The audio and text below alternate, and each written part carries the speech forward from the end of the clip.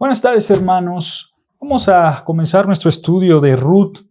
Hoy entramos, hermanos, en el capítulo final de este libro, que es el capítulo 4. Recordemos, hermanos, que Ruth logra decirle a Boaz que fuera su redentor. Boaz acepta esta petición de Ruth porque él conocía el buen corazón de Ruth. Ella era una mujer virtuosa, una mujer que decidió seguir y obedecer al Dios verdadero. Pero recordemos, hermanos, que la redención existía porque Dios había establecido que si una persona vendía sus tierras por necesidad o simplemente las perdía, entonces un pariente cercano tenía que ser su redentor. O sea, tenía que comprar su tierra y después regresársela a sus parientes. Eso es una parte. Otra parte, también el Redentor podía salvar a una persona de la esclavitud. Esto de igual manera lo hacía pagando un precio. Y no solamente eso, en tercer lugar, hermanos, que también la ley decía que un pariente que había muerto y dejaba sola a su mujer, entonces alguien o un pariente cercano de ese difunto podría redimirla para no dejarla sola y desamparada. Obviamente, hermanos, esto era con el propósito de que continuara la descendencia de aquel pariente difunto. Entonces, hermanos, en pocas palabras, redimir es liberar mediante el pago de un rescate. Eso es redimir, liberar mediante el pago de un rescate. Pero Noemí, hermanos, por supuesto que conocía esta ley. Y ella aconseja a Ruth para que fuera con Boaz. Y así ella pudiera reclamar la protección de Boaz. Boaz acepta, pero Boaz sabía que existía un pariente más cercano que la pudiera redimir. Entonces, Boaz dice, está bien, Ruth, te voy a redimir, pero vamos a hacer las cosas como Dios manda. Ciertamente Boaz era un hombre íntegro, un hombre de virtud, así como Ruth es una mujer de virtud, y la vemos esta virtud a lo largo del capítulo 2, capítulo 3, así también Boaz es un hombre de virtud. Entonces, hermanos, aquí es donde entramos y donde empezamos en el capítulo 4.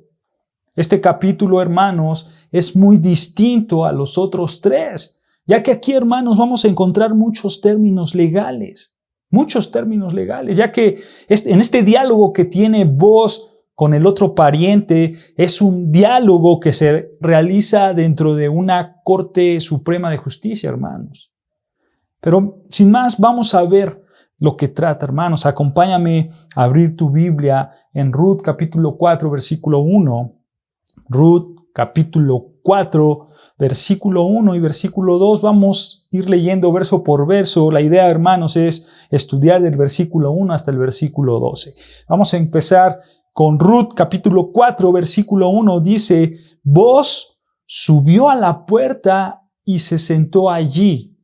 Y he aquí, pasaba aquel pariente de quien Boaz había hablado y le dijo, fulano, ven acá y siéntate. Y él vino y se sentó, versículo 2. Entonces él tomó a 10 varones de los ancianos de la ciudad y dijo, sentaos aquí, y ellos se sentaron.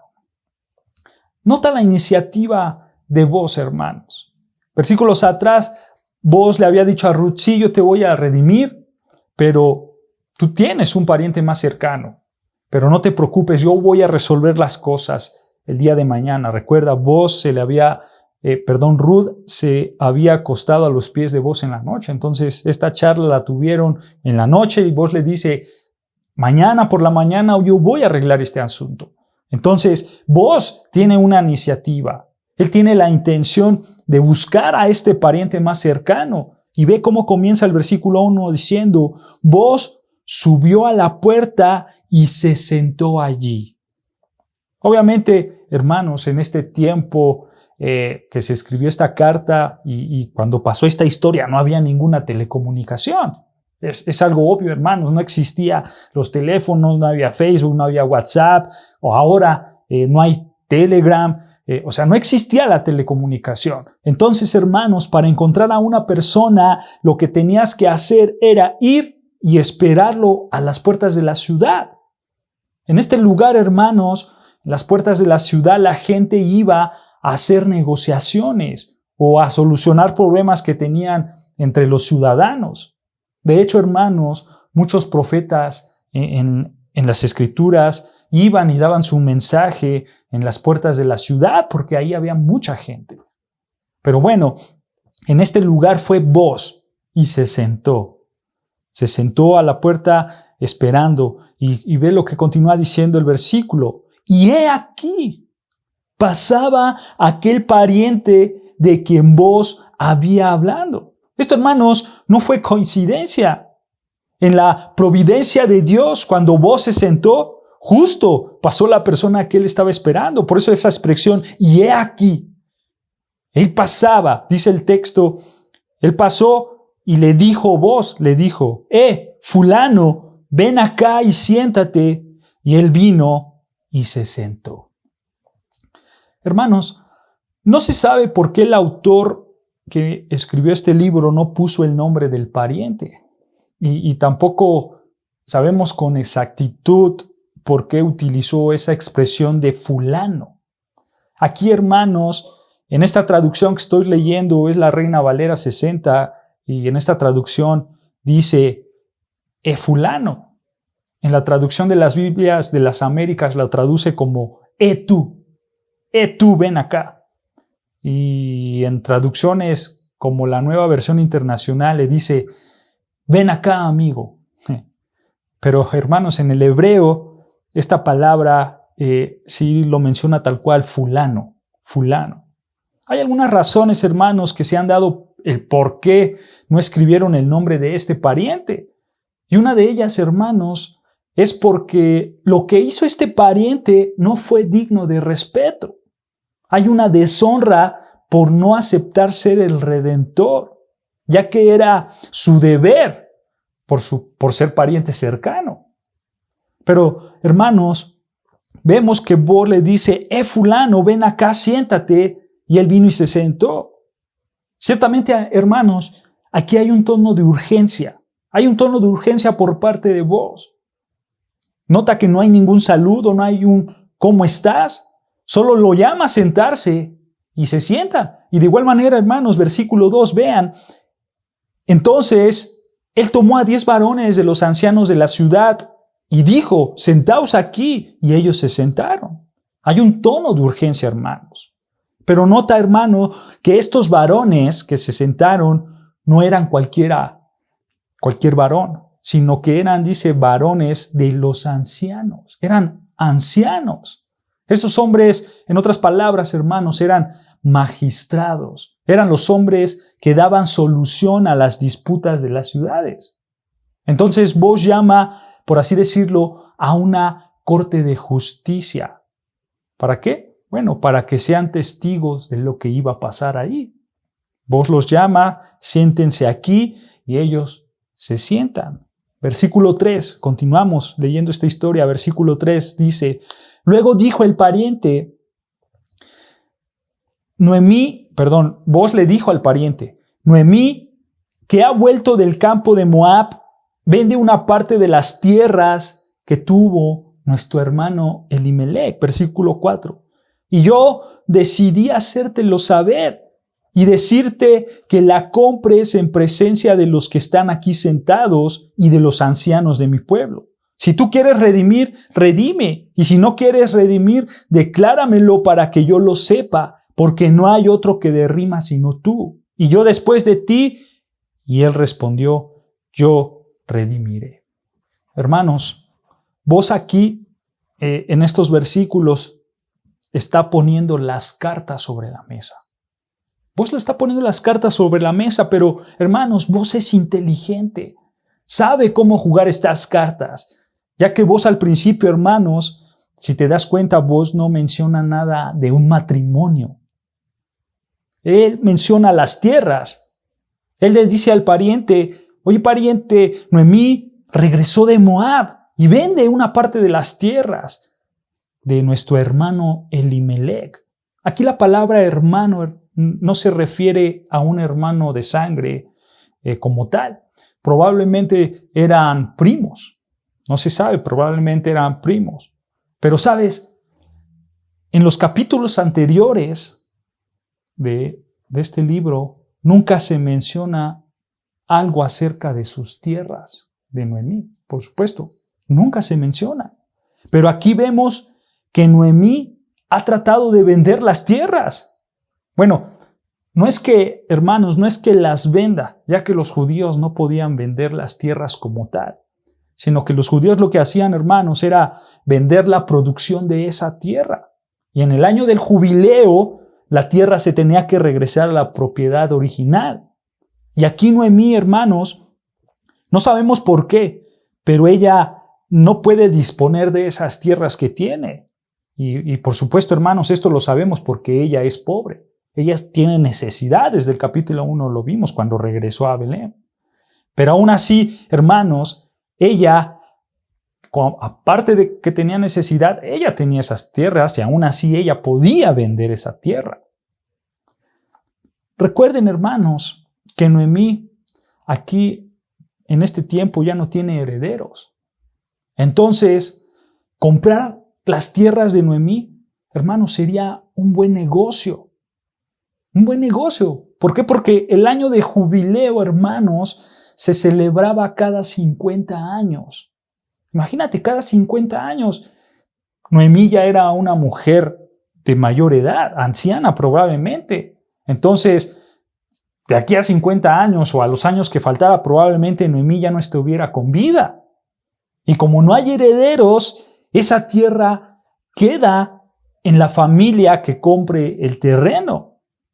Entonces, hermanos, este es un buen negocio. Pero vos, con su sabiduría y por supuesto, hermanos, tratando de hacer bien las cosas delante de Dios, dice al principio del versículo 4, escucha, y yo decidí hacértelo saber y decirte que la compres en presencia de los que están aquí sentados y de los ancianos de mi pueblo.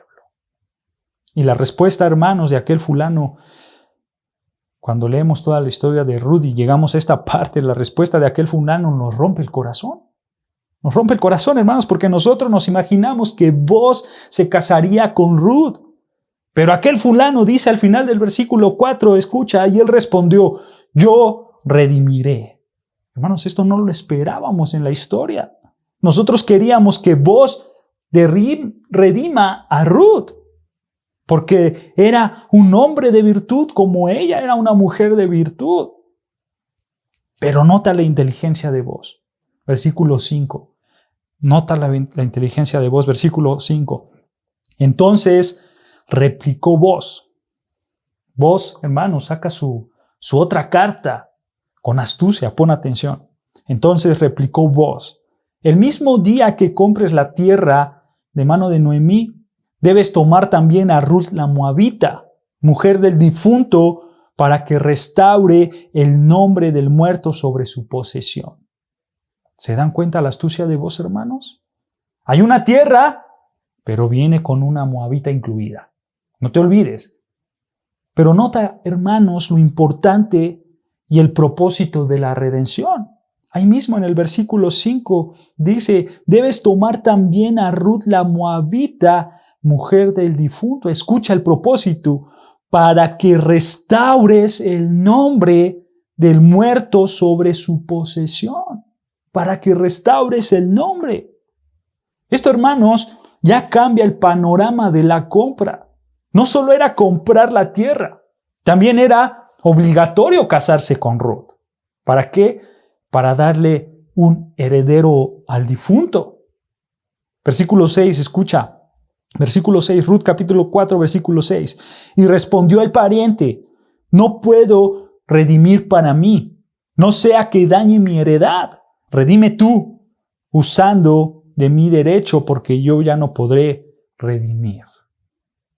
Este hermano, este pariente da un énfasis, si te diste cuenta, a repetir esta frase, no puedo redimir. Allá al principio del versículo 6 dice, no puedo redimir.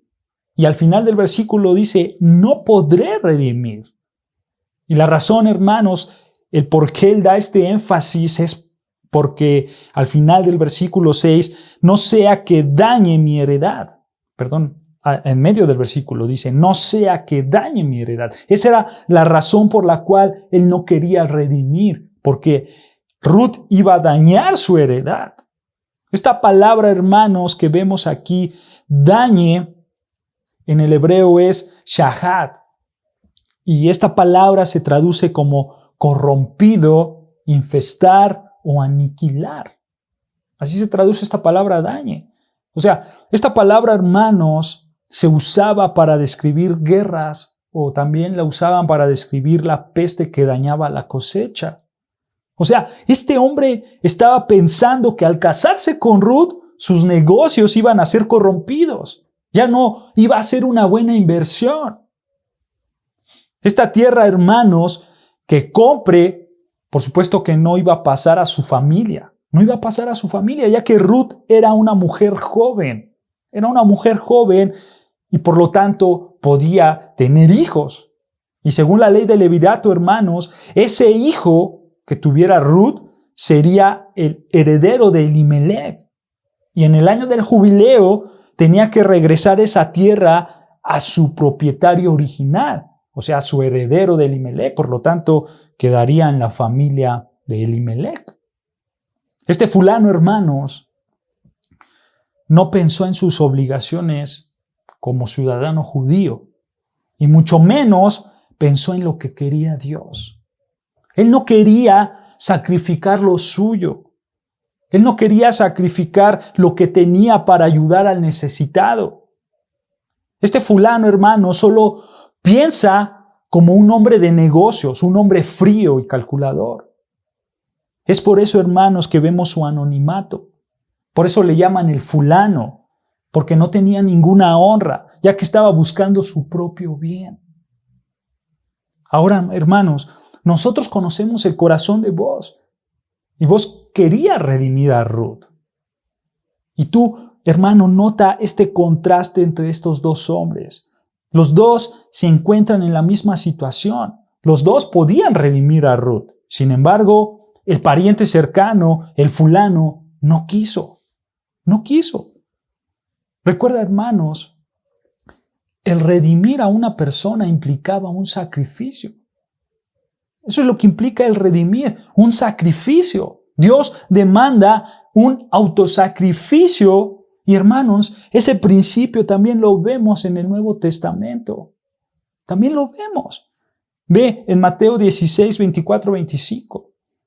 Mateo capítulo 16, versículo 24 dice, entonces Jesús dijo a sus discípulos, si alguno quiere venir en pos de mí, escucha, niéguese a sí mismo y tome su cruz y sígame. Versículo 25, porque todo el que quiera salvar su vida, escucha, la perderá. Y todo el que pierda su vida por causa de mí, la hallará.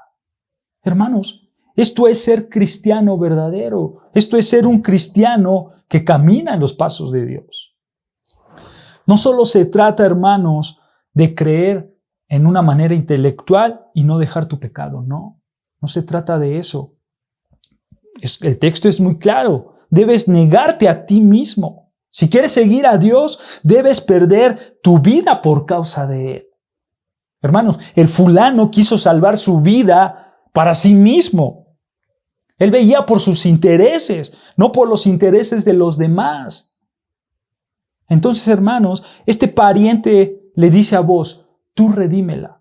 A mí no me interesa. Está afectando mis intereses. Tú redímela.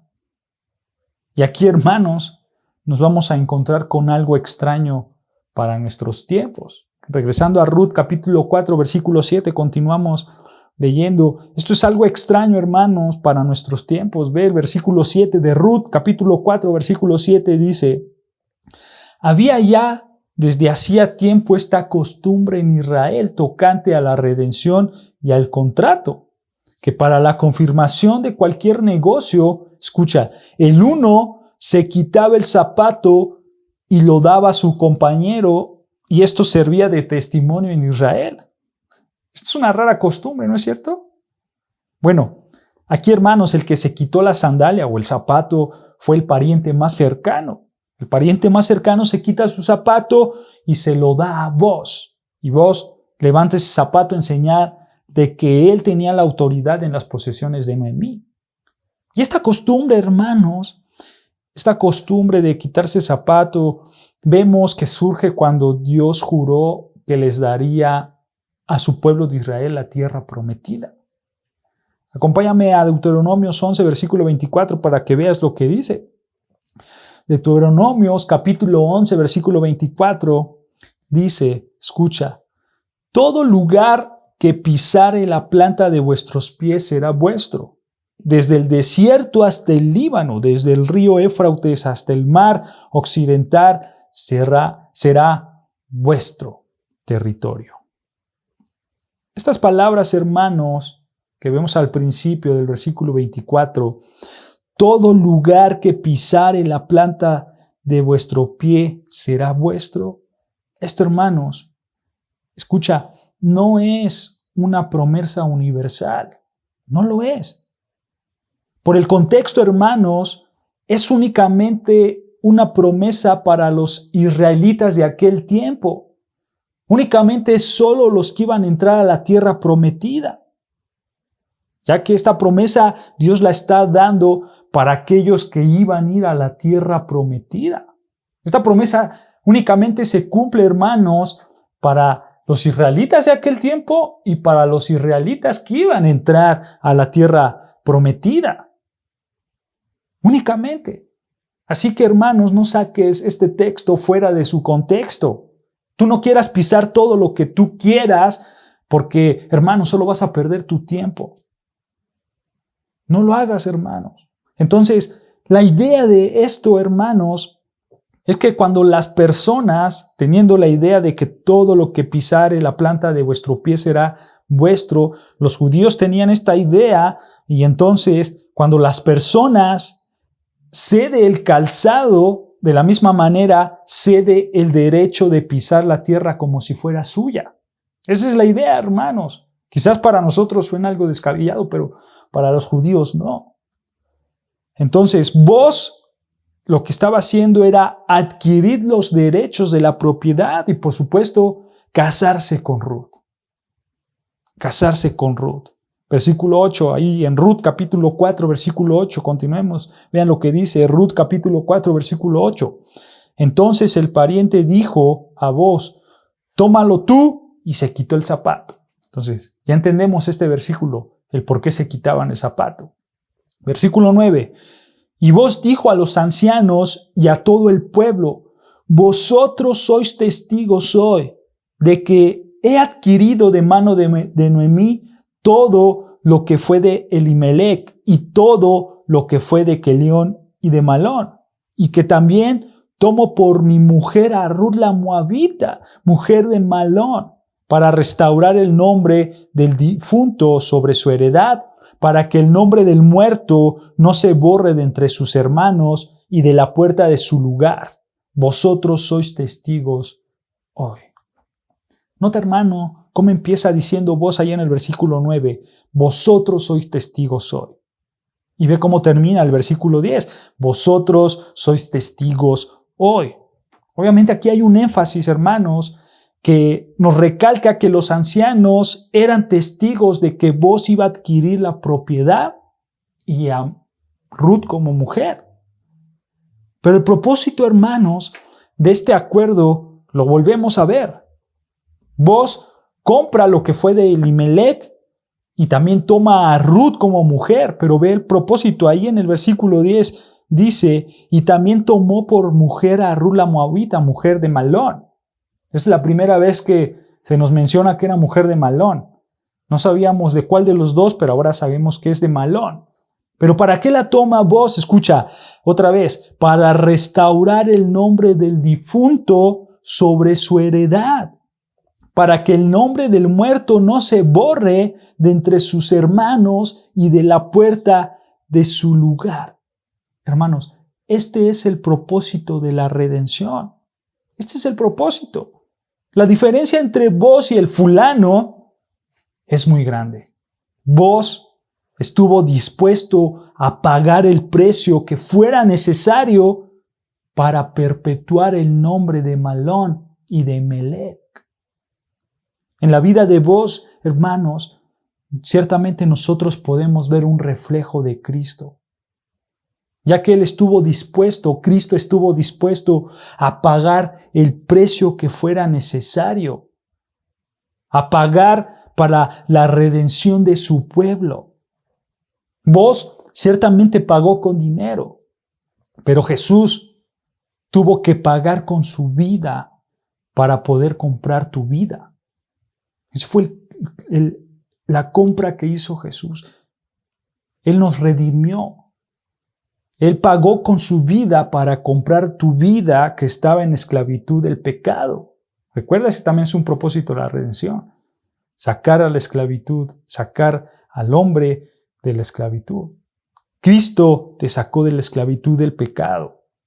Claro, hermanos, que por supuesto que esto no le quita mérito a vos. Vos realmente amó. Vos estaba mostrando su amor.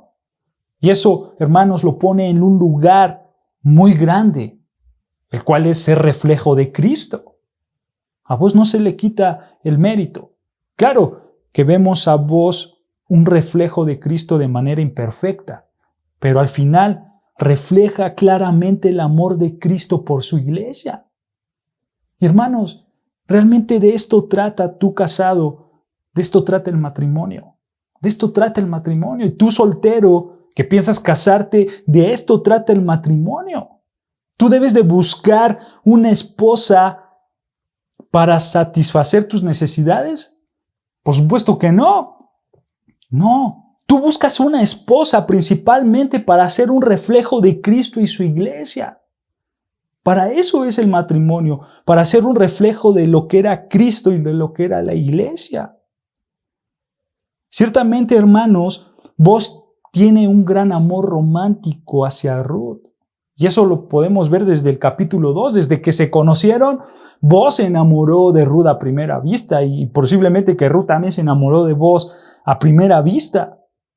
Y de hecho, hermanos, nosotros cometemos el error que cuando oímos del libro de Ruth o cuando pensamos del libro de Ruth, en nuestra mente siempre aparece, ese es un libro acerca del amor de vos y de Ruth y de cómo se enamoran y de cómo pueden encontrar pareja y empezamos a centrarlo en vos y Ruth. Pero de eso no se trata este libro, hermanos. Este libro nos muestra la verdadera redención. Cuando los israelitas leían este libro, ellos podían ver ese amor de pacto que Dios había hecho con su pueblo. Ellos podían ver cómo Dios amó a su pueblo con un amor sacrificial. Cada vez, hermanos, que los judíos leían este libro, ellos sin dudar alguno decían, ve el matrimonio de vos y de Ruth, porque ahí, hermanos, tendrás una idea de la verdadera redención. Te darás una idea del amor de Dios hacia su pueblo. Por eso este era un libro grandioso y un libro especial para los judíos, porque veían el amor verdadero de Dios para su pueblo. Es algo hermoso, hermanos.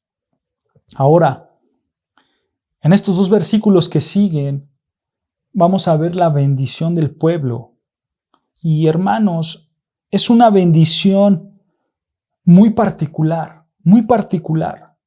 ¿Por qué? Porque probablemente, hermanos, y más en estos tiempos, cuando nosotros nos enteramos que alguien se va a casar o que alguien está comprometido para casarse, lo que nosotros le decimos a esta pareja siempre es, ¡ay, qué bueno, que seas feliz, que disfrutes tu matrimonio, que te vaya bien en tu luna de miel y que la pases bonito y que todo sea amor y felicidad! Y es algo normal, hermanos, pero aquí no vemos esas palabras. ya que lo importante de esta unión es lo que Dios iba a hacer por medio de este matrimonio para volver a restaurar a la nación que seguramente, hermanos, estaban en una perdición total. Eso es lo hermoso de esta unión, lo que iba a hacer Dios con estos dos hombres, con Boaz y con Ruth, para restaurar a su pueblo. Recuerda, hermanos, en este libro nos estamos encontrando en los tiempos de la época de los jueces. Y en esa época no había rey en Israel y cada uno hacía lo que bien le parecía. Estamos en esa época, pero Dios, en su soberana voluntad, en su providencia, junta a Boaz y a Ruth y ve lo que estos hombres del pueblo y los ancianos dan bendiciones para estos hombres. Versículo 11, Ruth capítulo 4, versículo 11, escucha, y dijeron todos los del pueblo que estaban a la puerta con los ancianos. Escucha, testigos somos, Jehová haga a la mujer que entra en tu casa como a Raquel y a Lea, las cuales edificaron la casa de Israel, y tú seas ilustre en Efrata y seas de renombre en Belén. Nota, hermanos, aquí en este versículo estas palabras, Jehová haga a la mujer que entra en tu casa como a Raquel y a Lea. O sea, estos hombres desean que Ruth sea como Raquel y como Lea, las cuales edificaron la casa de Israel. Bueno, aquí, hermanos, están hablando de la historia de Jacob. Si tú has leído esta historia, hermano, tú recordarás que Raquel y Lea tuvieron hijos de Jacob. Y en total, entre las dos y entre sus siervas, fueron 12. Fueron 12 hijos que tuvieron. Estos 12 hijos, pasó el tiempo, crecieron y al final se convirtieron como las 12 tribus de Israel. El simiente del pueblo de Israel. Las 12 tribus de Israel. Entonces, la idea es, hermanos, así como ellas fueron usadas para construir las 12 tribus de la nación de Israel, de la misma manera, Ruth, que fuera usada para la bendición del pueblo de Israel. Es una gran bendición, hermanos, la que estaban profesando estos hombres y la que Dios iba a usar para con Boaz y para Ruth. Pero, hermanos, no solamente le tocó bendición a Ruth, también le tocó bendición a Boaz. Ahí al final del versículo 11, escucha, al final del versículo 11, y tú seas ilustre en Efrata, le están diciendo a Boaz, y tú seas ilustre en Efrata y seas de renombre en Belén.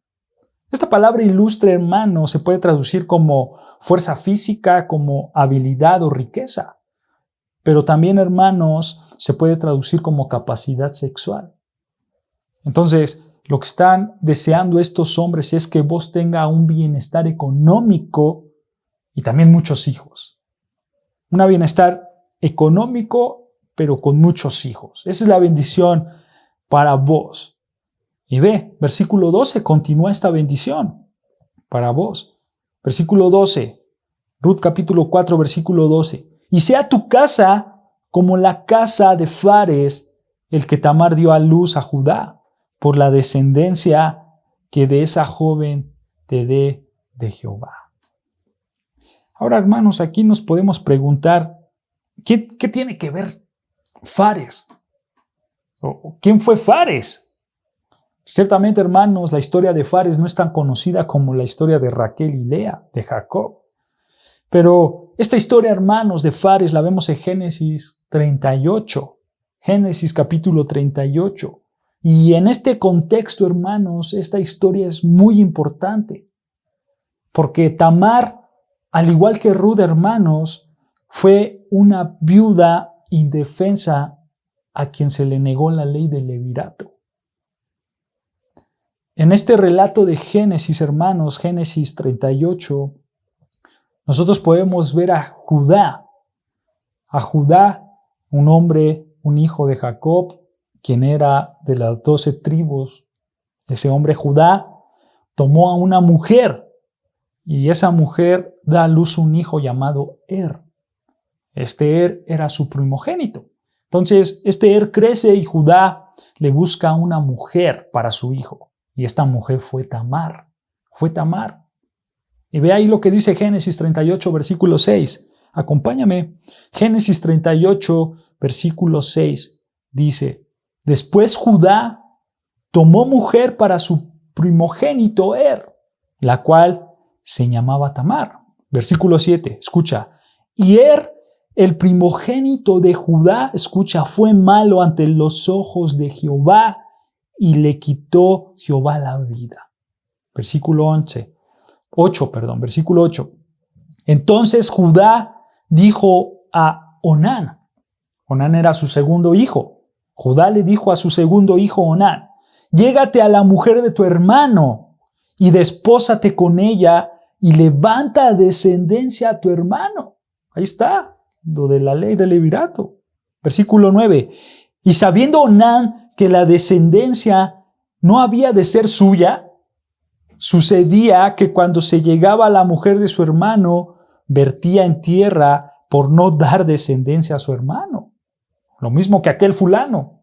Me va a echar a perder mi heredad, no va a ser la tierra mía. Versículo 10. Y desagradó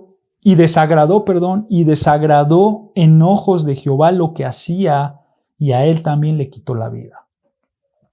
¿Se dan cuenta, hermanos? Así como aquel fulano no quiso redimir a Ruth, así tampoco Onán a Tamar.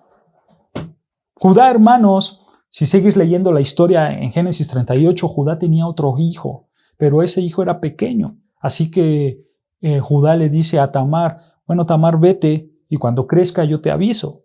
O sea, en pocas palabras, Judá no quiso resolver el problema. Judá no lo quiso. Pasó el tiempo, hermanos, y para no hacer la historia muy larga, la mujer de Judá muere. Y Tamar se entera de esto y engaña a Judá. Lo engaña y Judá tiene un hijo con Tamar. Al final Judá tiene un hijo con Tamar, el cual lo llaman Fares. Fares. Y aquí entra Fares, hermanos. En esta historia de Judá entra Fares. Pero ¿qué crees, hermano? ¿Qué crees? Fares y sus descendientes son ancestros de Booz. O sea, eran tatarabuelos de Booz. Y no solo eso, hermanos. La Biblia no dice por qué, pero de alguna manera los descendientes de Fares fueron, por así decirlo, un clan de élite. Eran hombres reconocidos y eran hombres respetados por las tribus de Israel. Entonces, cuando le dicen a Booz en el versículo 12 de Ruth 4, versículo 12, y sea tu casa como la casa de Fares, el que Tamar dio a luz a Judá, le está diciendo que tu casa sea una casa de élite, una casa reconocida, una casa respetada, así como el clan de Fares. Desean, hermanos, que la misma importancia que tuvo la descendencia de Fares la tenga la descendencia de Booz y de Ruth. Hermanos, estas son las bendiciones del pueblo de Dios para con Booz y para Ruth. Pero si tú notas, hermano, al final del versículo 12 de Ruth capítulo 4, versículo 12, al final dice el pueblo: por la descendencia que de esa joven te dé Jehová. Otra vez, aquí estamos mencionando a Ruth como una joven. Booz ya era un hombre grande, hermanos. Booz era un hombre grande, y esto, hermano, nos hace ver que no importa tu felicidad, no importa tus deseos. La historia, hermanos, realmente no trata de ti y tampoco trata de mí. La historia es acerca de la expansión del reino de Dios. De eso trata la historia. Y sabes, hermano, la línea mesiánica vino por medio de Judá, pasó por Fares y ahora pasa por Booz. Pasa por Booz. Estos hombres le estaban diciendo a Booz: Booz, ojalá y Dios quiera que en su bendita y santa providencia tu familia sea la elegida para que a través de ustedes venga el Mesías, el verdadero Redentor. Ojalá y eso pase. Hermanos, ¿Te estás dando cuenta lo que el fulano de esta historia no alcanzó a ver?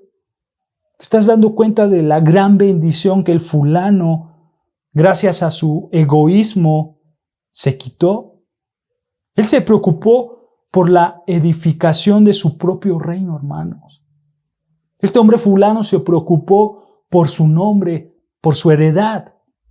Y al final de la historia termina como alguien irrelevante, como alguien que no importa. Esto, hermanos, nos tiene que llevar a pensar en el reino de Dios. La pregunta es, ¿qué estamos haciendo para su reino? ¿Cuál reino estás edificando? ¿El tuyo o el de Dios? Hermano, si tú estás gastando tus recursos para satisfacer tu propio ego, vas a terminar desperdiciando tu vida. Vas a terminar desperdiciando tu vida. Y vas a ser irrelevante como lo fue el fulano. Dice nuestro Señor Jesucristo, acompáñame, hermanos, y con este versículo terminamos. Dice el Señor Jesucristo en Mateo 6, versículo 33. Mateo capítulo 6, versículo 33. Escucha, teniendo en mente qué estamos haciendo para su reino. ¿Cuál reino estamos edificando?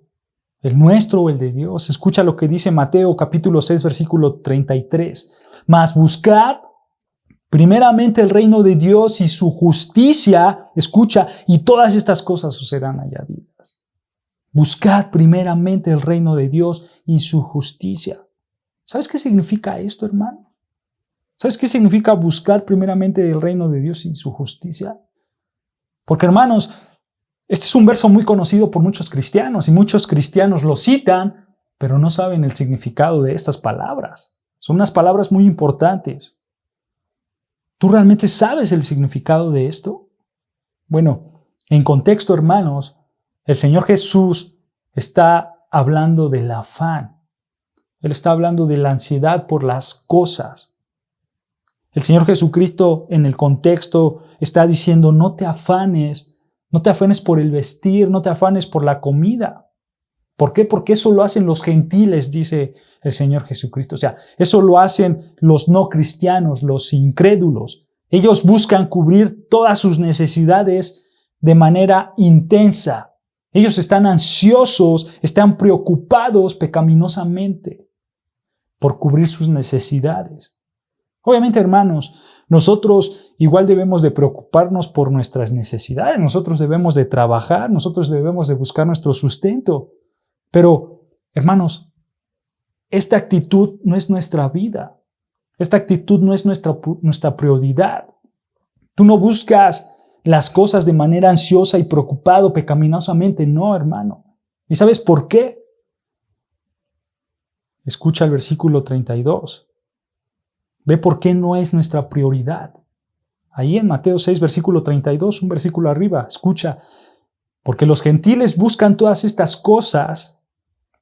Ahí está, los incrédulos, los creyentes buscan todas estas cosas. Escucha, pero no es tu prioridad, pero vuestro Padre Celestial sabe que tienes necesidad de todas estas cosas.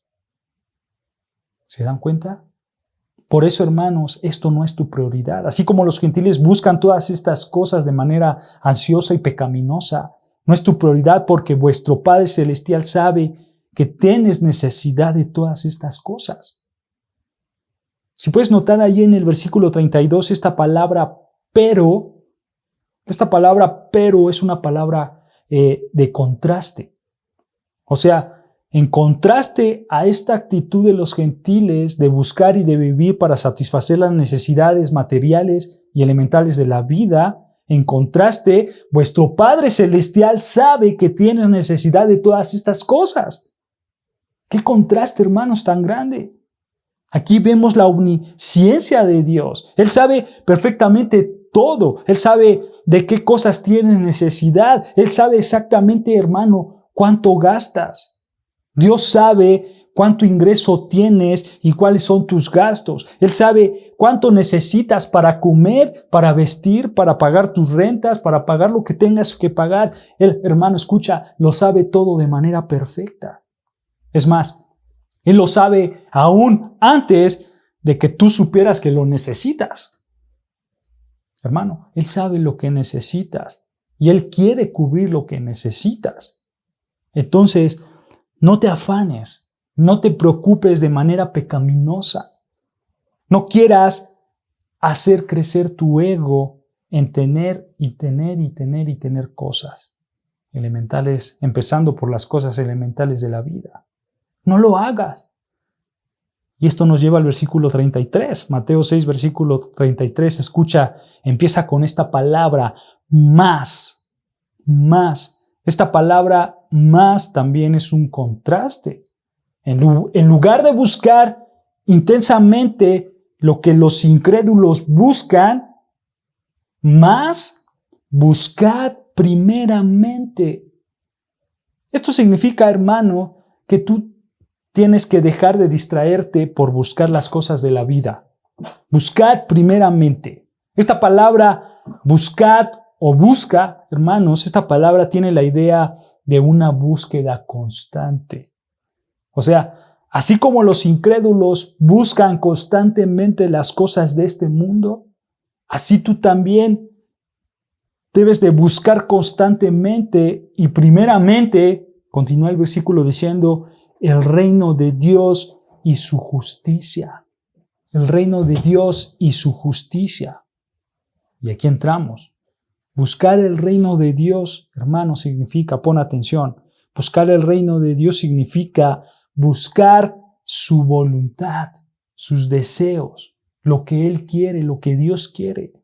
O sea, tú como creyente te debes de esforzar para buscar primeramente la expansión de su reino, someterte a su voluntad y sus deseos. Eso es lo que debes de hacer. Pero también debes de buscar, escucha, el reino de Dios y su justicia. Y su justicia, esto es, hermanos, ser obediente y buscar la santidad en tu vida. Entonces, cuando te esfuerzas en expandir el reino de Dios y te sometes a su palabra en santidad, escucha, todas estas cosas os serán añadidas. Esa es una promesa gloriosa en la palabra de Dios, hermanos. Es una promesa gloriosa. ¿Qué cosas serán añadidas? Contexto, otra vez. Las cosas que buscan los gentiles de manera pecaminosa y por supuesto las que Dios sabe que necesitas. El vestido, el sustento, la comida, una casa, cosas elementales de la vida, esas son las cosas añadidas. Pero hermanos, para concluir, esta es nuestra prioridad.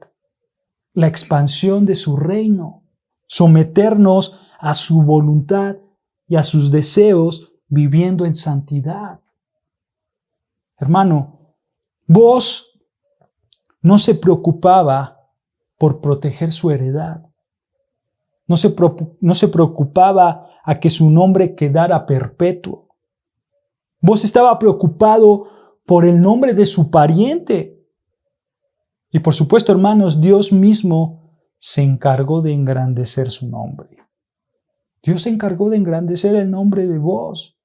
Y no solamente eso, hermanos, sino que Dios les iba a dar algo que ni siquiera ellos podían imaginar. No lo podían imaginar. Pero hermanos, si Dios nos lo permite, eso lo veremos en el próximo estudio. Dios te bendiga.